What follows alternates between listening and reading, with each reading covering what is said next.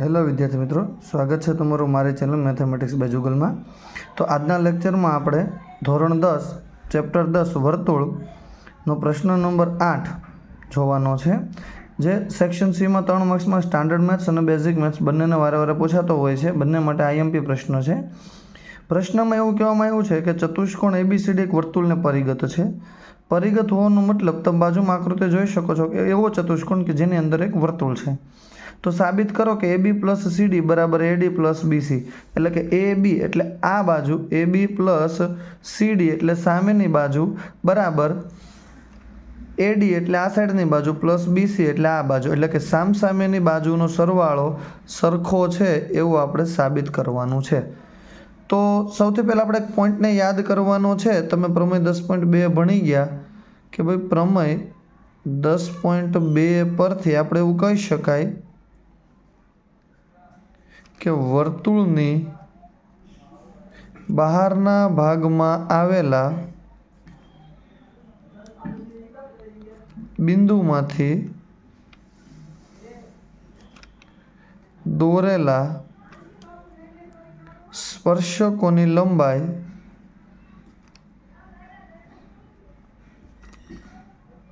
સમાન હોય છે.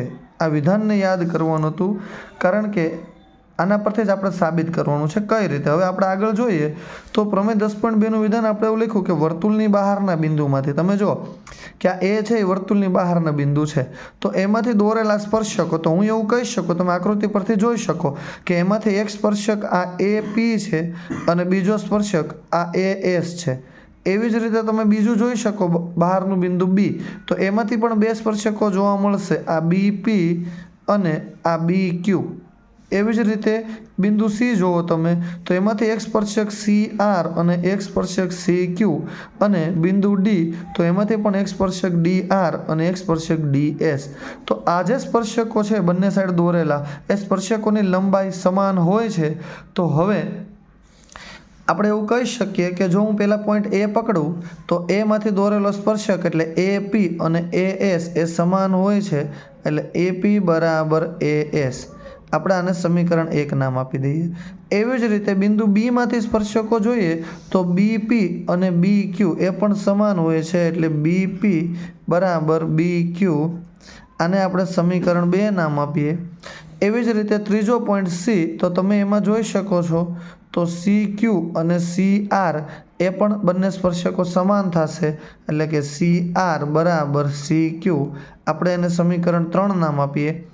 અને ચોથો પોઈન્ટ D, તો એમાંથી તમે જોઈ શકો DR અને DS આ પણ સ્પર્શકો સમાન થશે, DR બરાબર DS. સમીકરણ 4 આપણે શું ઉપયોગમાં લીધું કે બહારના બિંદુ જે A, B, C અને D હતા એમાંથી જે બંને સાઈડ સ્પર્શકો દોરવામાં આવ્યા છે એ સ્પર્શકોની લંબાઈ સમાન છે. આપણે એવા 4 સમીકરણ લીધા. હવે આ ચારેય સમીકરણનો આપણે હવે સરવાળો કરવાનો છે, એટલે કે સમીકરણ 1, 2, 3 અને 4નો સરવાળો કરતા. તો હવે ચારેય સમીકરણનો સરવાળો કરીએ તો તમે જુઓ કે બરાબરની આ બાજુ 4 છે, બરાબરની આ બાજુ, બધાનો સરવાળો કરી દઈએ તો કઈ રીતે લખાશે? તો AP plus BP plus CR plus DR બરાબર, હવે આ બાજુ AS plus BQ plus CQ plus DS. આ મેં ચારેય સમીકરણનો સરવાળો કર્યો. હવે બબેની આપણે જોડ બનાવીએ. કઈ રીતે જોડ? જેમ કે તમે જુઓ તો આમાંથી હું AP પ્લસ BPનો ભાગ લઉં. શું કામ? તો કે જો હું AP પ્લસ BP એટલે કે AP પ્લસ BP આ ભાગને ભેગો કરી દઉં તો બંનેનો સરવાળો શું થઈ જશે? AB જેટલો થઈ જશે. તો આવી જ રીતે બીજે બે ભાગ CR પ્લસ DR. હવે બરાબર અહીંયા છે AS, તો AS સાથે તમે જો કઈ જોડ લાગુ પડશે? તો AS, તો AS પ્લસ જો DS કરવામાં આવે તો આખો AD બની જાય. તો AS પ્લસ DS, તો DS ને હું એક સાથે લઈ લઉં, પહેલાં લઈ લઉં, અને પ્લસ હવે વધ્યું BQ પ્લસ CQ.